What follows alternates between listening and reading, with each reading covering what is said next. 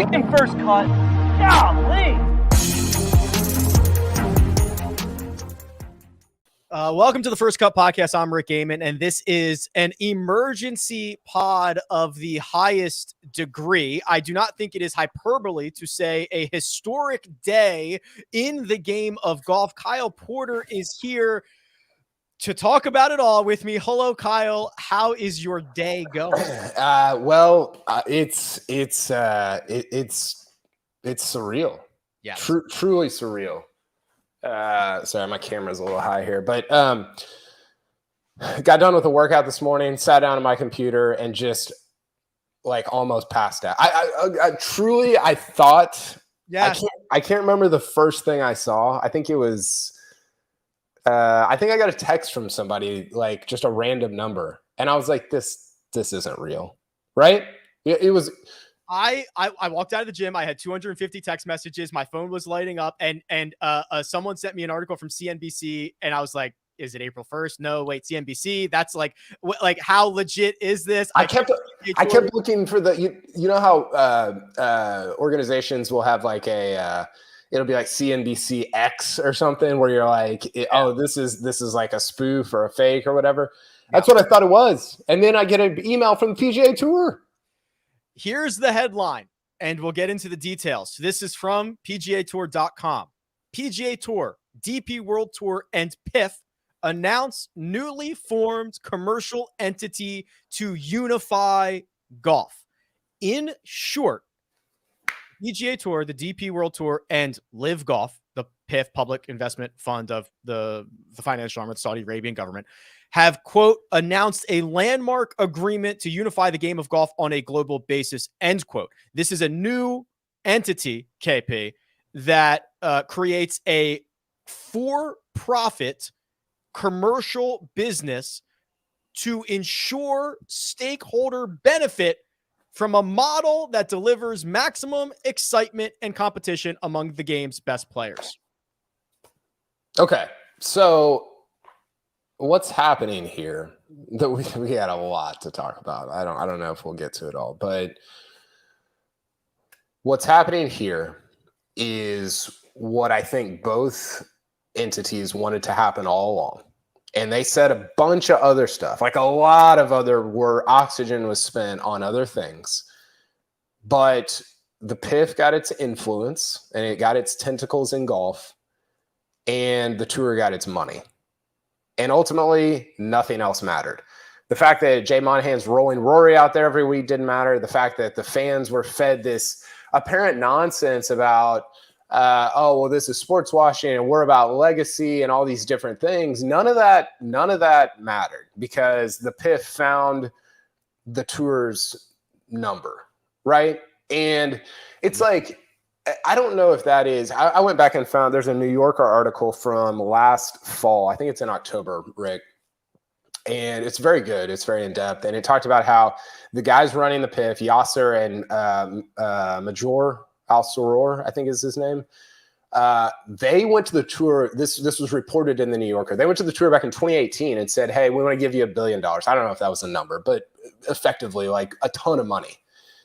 And the tour, this was in the New Yorker, said, now we're good, right?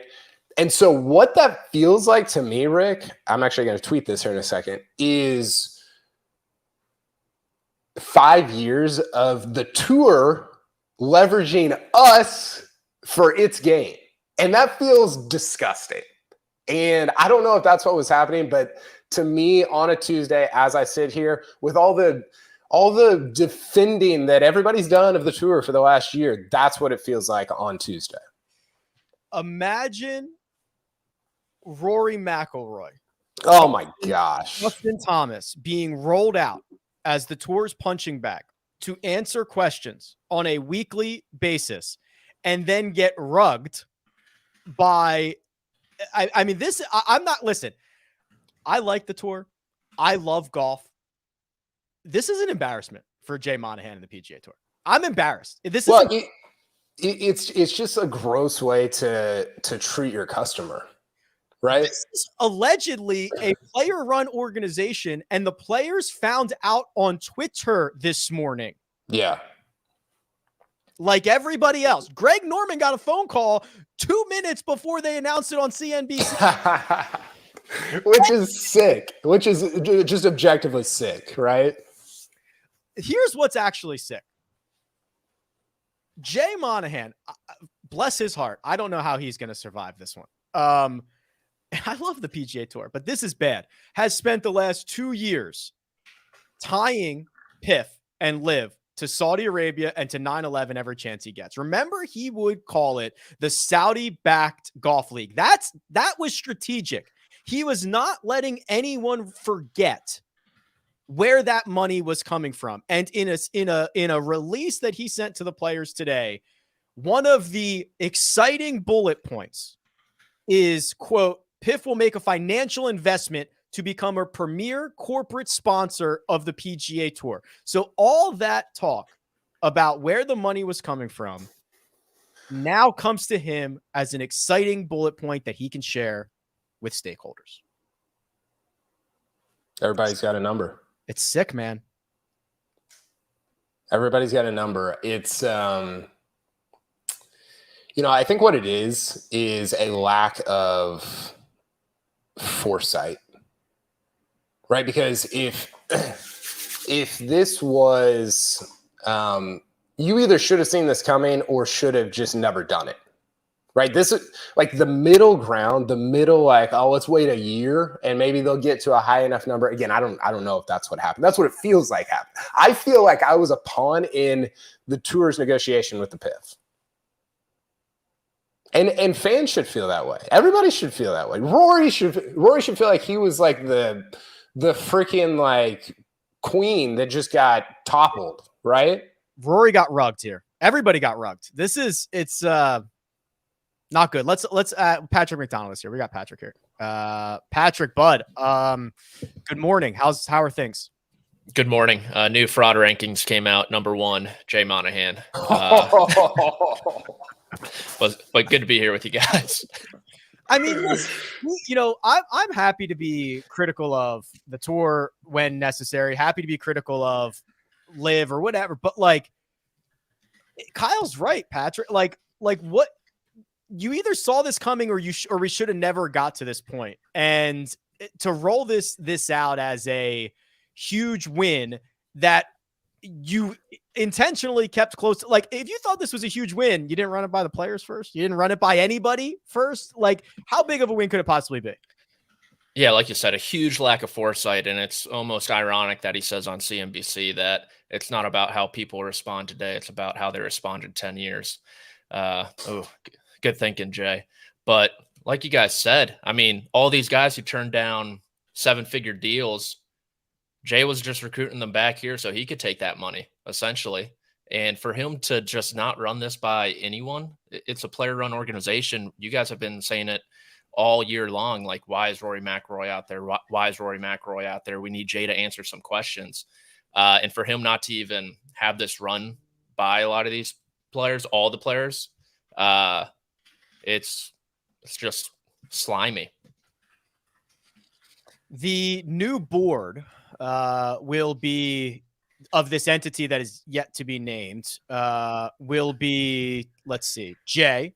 It'll be the PIF governor, Yasir Al Rumayyan, and it'll be where's the Jimmy third? Dunn. Jimmy Dunn. Thank you. And Ed Hurley. Oh, yeah. Jimmy Dunn's in everything. Jimmy Dunn runs the world. Okay.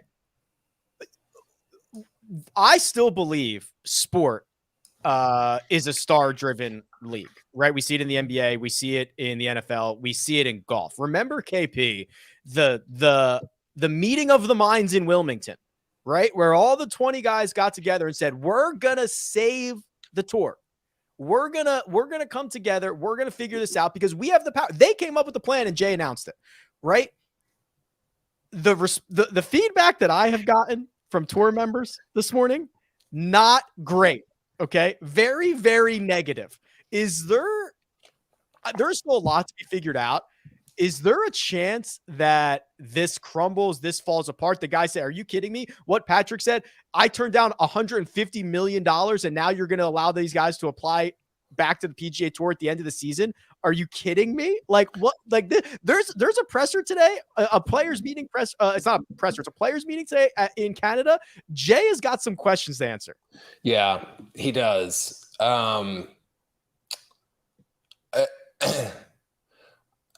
I guess I don't know how, like with everything that's happened over the last year, all these changes, elevated events, the money and everything, there was a sort of, what is that? And a train, Patrick? Yeah. Are you at a train station? Yeah, I'm. Is that Monahan picking you up? Is that Monahan day. picking you up going to Ponte Vedra? It's his new ride. It's my day off. God, I mean, Jay's boning everyone. It seems like right now. I can't even remember what I was going to say. So players having a voice, a say, right? The policy board, all this stuff. I guess my question is, one, how does this sort of get, like, don't they have to vote on it? Yeah, he's not. There's not a dictator. Doesn't this have to go up to a vote? And I don't think that vote's going to be great unless it is so massive in which it's like, yeah, you're all going to get like $300 million. Like, well, that's the only thing. That's the only thing that can save him right now, and that could actually have happened. Like maybe maybe he held off until the PIF investment was big enough. And the other thing I was going to say is, how the hell did, like, the thing that has startled me most about today, Rick? We were at the PGA a couple of weeks ago. Everybody's there. Agents, players, caddies, tour officials, PGA officials, Masters officials, US Open officials, everybody who would have known about this. And not only was it not brought up, it wasn't even, like, we talk about everything at those events. It wasn't even hinted at by anybody ever. Like, I don't understand. Like, how many, were there just two people involved in this deal? Because that's what it feels like. Kyle, do you think Rory McIlroy not taking any more questions about LIV had anything to do with this? Yeah, that's interesting. That was intriguing, right? Yeah. Because at the time you're just like, whatever, he's tired of answering them, and it's been a year and whatever. And now it's like, oh, maybe, maybe he knew. Maybe somebody said, hey, pump the brakes for a bit, because this might not end well for you. Yeah. The other thing, like, we talk a lot about whether this is short-sighted or whether this is long-sighted, right? Like, this isn't even really going to go away anytime soon, right? So if PIF is now the premier corporate sponsor of the PGA Tour, is Brandl's head going to explode when on the Golf Channel there are ads for Golf Saudi and this is going to be something that appears visually week in and week out on the tour. Like, this is going to be a very different world. Hey, you know who wins today, Rick? Who? Majors. Why? The majors have been the big winner all along in all this, because they just come out like above everything, right? Like they just are like, they stand alone above all this. Like they don't get in the mud. They don't get in the muck with everything. But haven't they given us the model for how this should work, right? The Masters has been generally tech invested and long-sighted and above everything and trying their hardest not to make money. And in turn, they make money more than God, right? Like, isn't that's the blueprint? And a couple of entities have figured it out, but the ones that we get week in and week out have not. Well, and this is what I'm talking about, is like the Masters, the Augusta National looks at 10 years from now, Patrick, right? Like they don't care about 10 days from now, right? They already decided that a year ago. Now they'll pivot and they have some like mobility, but so many, and this is not a tour specific thing, so many organizations in the modern world, everything's moved so fast, especially the stuff that we do, the media stuff, that nobody cares about the long term. Nobody cares about building anything. They're just grasping at whatever they can find in the moment. And that's what the last year has felt like. It's felt like Jay Monahan grasping at whatever way the wind blows, right? And now that it blew hard enough the other way, it's like, okay, here we go. And it's just it's a bad way to have a vision for a business that you're running. It truly is. Here are some of the actual bullet points, Patrick. So I mentioned PIF will make a financial investment to become a premier corporate sponsor. Golfers who are allowed to reapply for membership with the PGA Tour and the DP World Tour following the 2023 season. There will be essentially I don't want to say a cohesive schedule because it's yet to be seen whether points earned on LIV are going to be FedEx Cup points or PIF points or whatever, but they will kind of work together on scheduling so that it's a bit more comprehensive. I think there's going to be a lot of, I think there's going to be a decent amount of team events, honestly, against each tour. Like we'll have a Ryder Cup, LIV versus. Yeah. Like a top 20 in the FedEx Cup versus the Four Aces, the Smashers, the Crushers versus whoever is left on the DP World Tour at this point. But yeah, it's I don't. There's still a lot that needs to kind of materialize. A lot of information. There's a lot of just like buzzwords by Jay and the PIF boy on CNBC. So it's kind of tough to project. The other big thing here, KP, I mean, and at the root of all of this, we knew was money. This ends all pending litigation, right? These entities didn't want to open their books. They didn't want to get into a money funding pissing match. Yes, just cash burn of litigation, which I imagine, all the other BS aside is one of the larger things that made this agreement happen. Yeah. And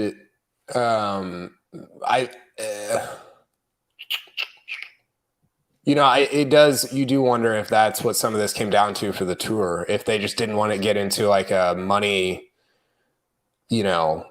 match with Saudi Arabia. Right. And maybe Monahan was put into a spot that he couldn't, this was the only option. And maybe that was the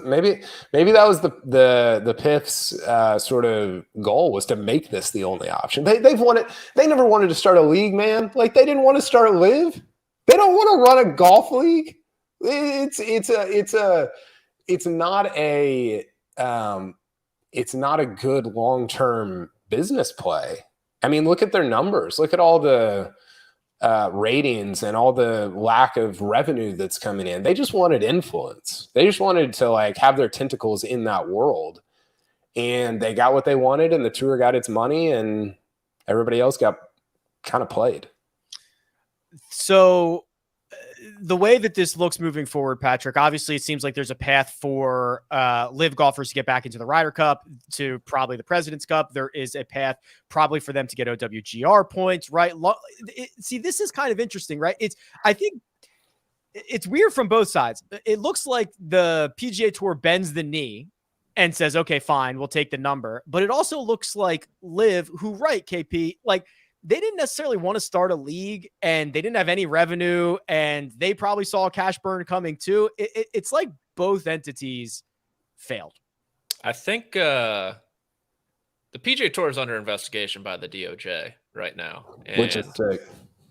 I wonder if there were some findings there that were less than stellar in the PGA Tour's favor, and if that had any influence on said bending of knee. And if, they were asked today on CNBC if, about the antitrust, I guess, like, liability. And Jay pretty much said, like, every professional golfer now will have the best chance to play on the three best tours. I don't know if you could say LIV failed. No, this was like a great outcome. Yeah. Right? I would say the PGA Tour players, big time. I think the PGA Tour of the two, I would say actually of the three, DP World Tour, let's not forget them. I'd put PGA Tour 2, DP World Tour 3, number 1, LIV as the winners. I think I agree. PGA Tour loses big time. LIV I guess it goes back to wondering like what LIV's goals were, right? Was LIV's goal to create the greatest golf league in the world? If so, they failed. If their goal was to have influence in the game of golf, they exceeded beyond their wildest expectations. That was. I mean, go read that New Yorker article I referenced. That was always the goal, dating back to 2018, and I think they kind of got pissed when the tour was like, "Yeah, we don't want your money," and then they're like, "Okay, well, let's do this then. Like, we'll just outlast you," and it didn't take long for the tour to get outlasted.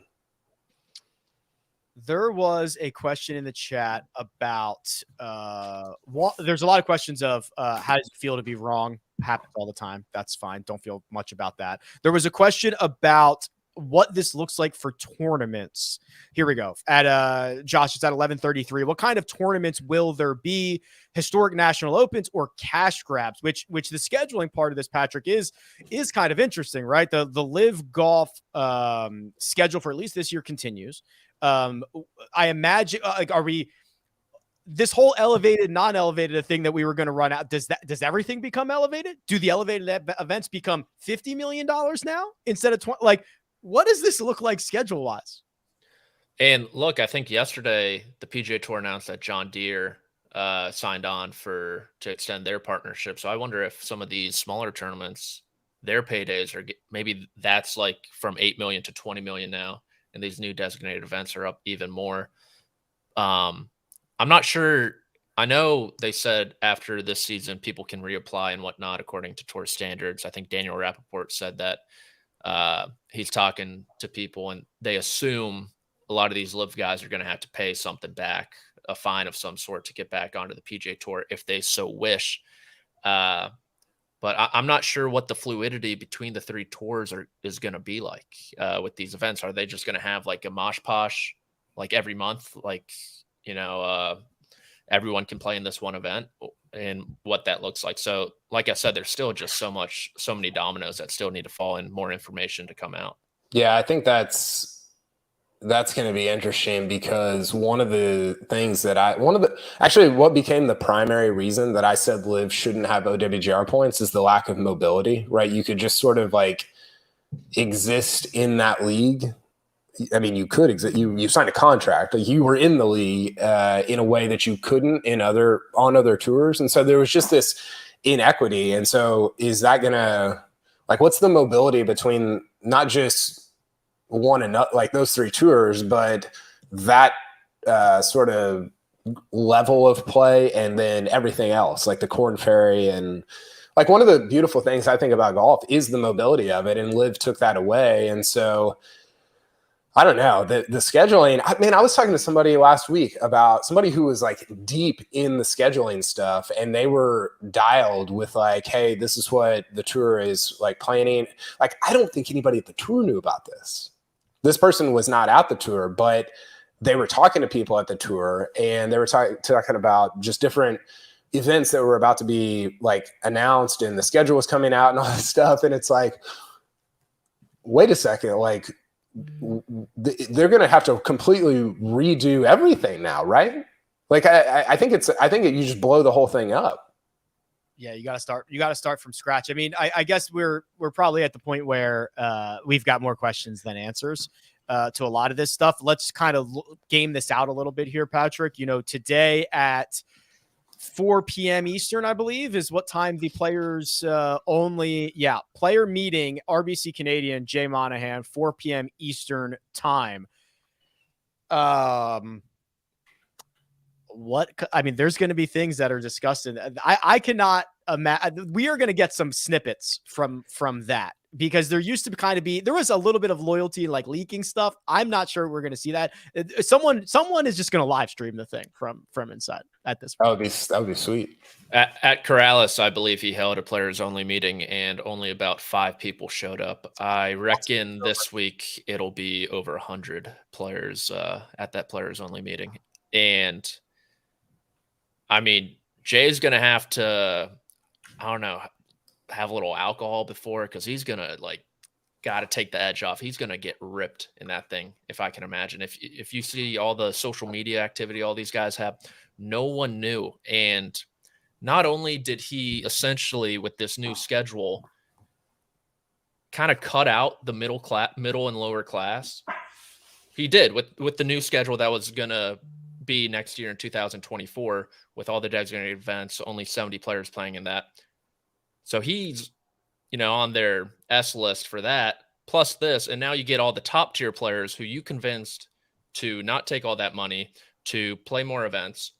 Now he's got no one in his corner at the moment.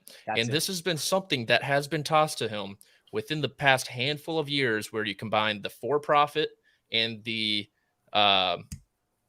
other corporation. Sorry. 501c3.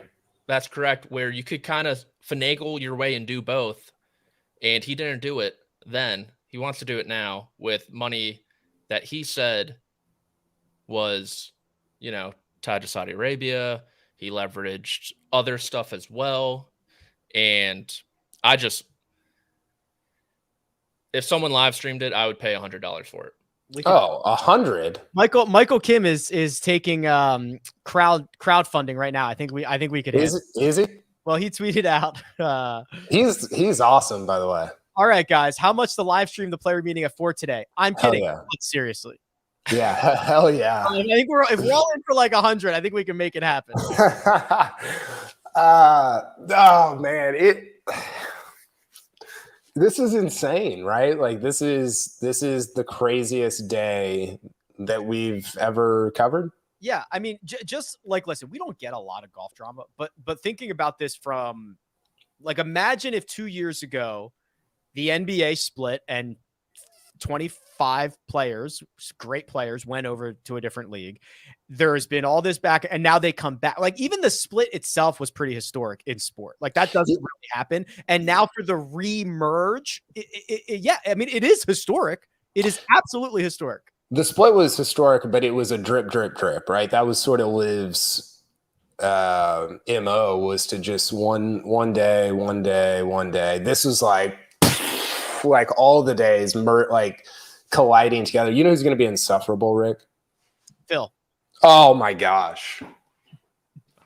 I love it. That's why he's been very confident on Twitter recently. Yeah.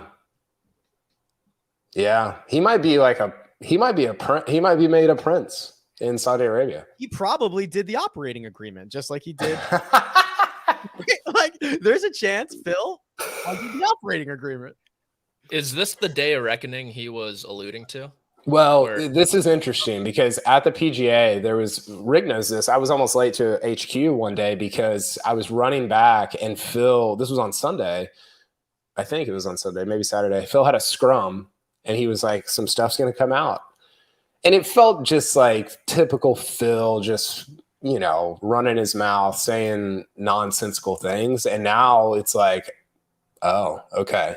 Yeah, you had that one. A lot of others you didn't have, but you had that one.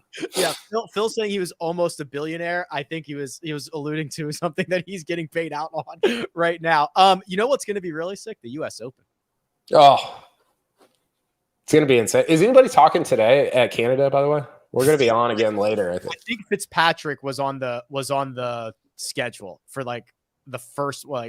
Hey, you know what I'd be doing if I was Fitzpatrick?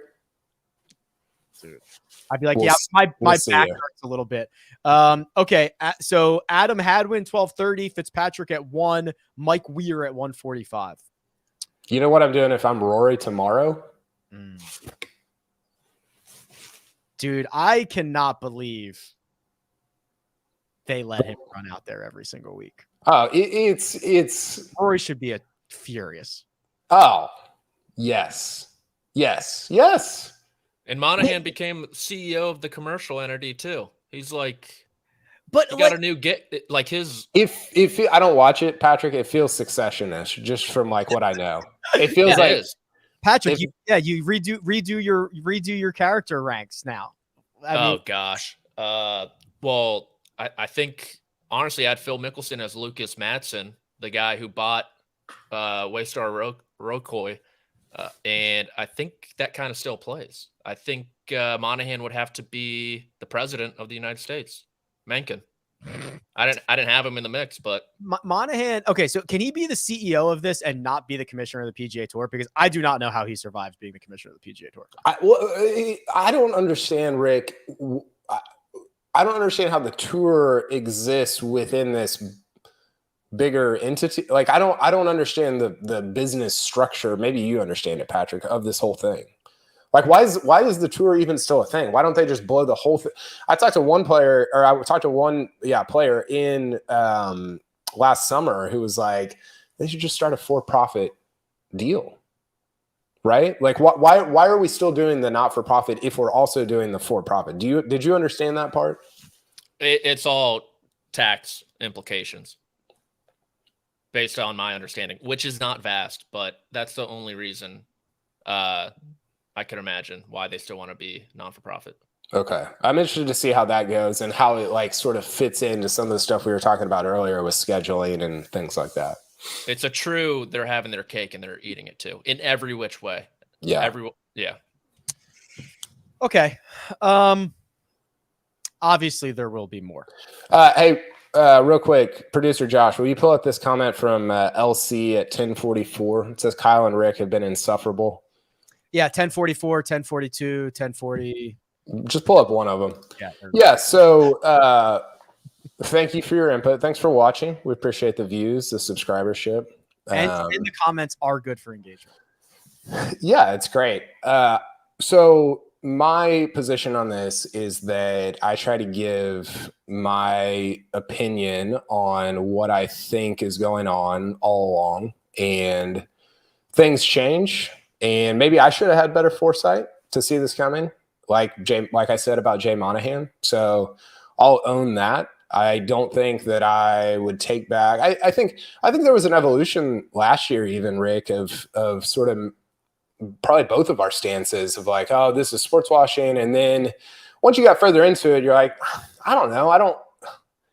If it's sports washing, they're not doing a good job. That was something that somebody said at the PGA Championship, which I thought was because all anybody's talking about is 9/11. I thought that was insightful. So I think that your views on things evolve and they change, and I wouldn't take back things that I said, but I would maybe say like, yeah, I'll own stuff along the way about things that I got wrong or things that I didn't foresee, and hope that you still tune in to just watch us put on a show. Yeah, and I think that no matter what, like we talk about this a lot. Sport is a place you want monopoly, and I think we have said it, or I've said it a ton. Is like, this is going to be great for players. It's going to be great for the high end players. It's going to be great for LIV. It's going to be great for the PGA Tour. It's horrible for fans. It's not good for fans. It has never been. The fans have lost the entire time. Now you're talking about the last year, not this specifically. I'm talking about the last year. This is a completely different thing that shows. I think it's a cowardice of the PGA Tour of Jay Monahan. Dylan Wu just tweeted 8 minutes ago. Tell me why Jay Monahan basically got a promotion to CEO of all golf in the world by going back on everything he said in the past 2 years. The hypocrisy. Wish golf worked like that. I guess the money always wins. It is not just us that sees this as a jellyfish move, or not just me. I'll just speak for myself. Not just me that sees this as a jellyfish move. The players are seeing it as a jellyfish move, and it's not great. Jellyfish move. I like that. There was a comment that said, people are commenting about how if you like monopolies, and I do, I think that this is better than what we've experienced for the last year. Now, I don't know how they're all going to work together, so I reserve the right to change my mind on that. But I do think this is good. I do feel, and this is my own fault. Somebody said this in the chat. Like, do you guys feel played? Hell yeah, For sure. everybody does. And this is sort of what I'm getting at. Of like, it's not a great look for the tour and for Jay Monahan, because it looks like you, after saying legacy over leverage at the Players last year, it looks like you just chose leverage over legacy for the last 18 months, basically. There you have it. We have another show today that we will try to do some RBC Canadian Open picks and stuff like that. But I imagine, well, we will be, okay, so we'll be going an hour after the Players meeting. So we'll see if Can we bump that to like 2 hours after? anything comes out in the meantime. But we're gonna put a pin in the emergency pod. PGA Tour, LIV Golf, DP World Tour have merged, and lots of questions with not many answers. Those to come. Big thanks, producer Josh, doing all the hard work to get us up and running as quickly as we were. Patrick McDonald available on Twitter at Amateur Status. Kyle Porter is available at Kyle Porter CBS. You can find me at Rick Run Good. This has been The First Cut. We'll catch you next time.